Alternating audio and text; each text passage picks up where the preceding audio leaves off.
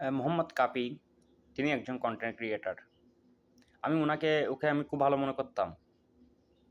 কিন্তু দেখলাম যে কি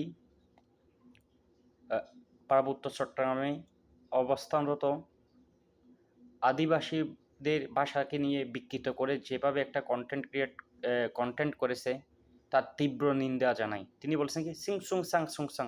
আরে ভাই, তুই তো বাংলা ভাষায় কথা বলিস, আমরা তো বাংলা ভাষায় কথা বলি, তারা তাদের মাতৃভাষায় কথা বলে।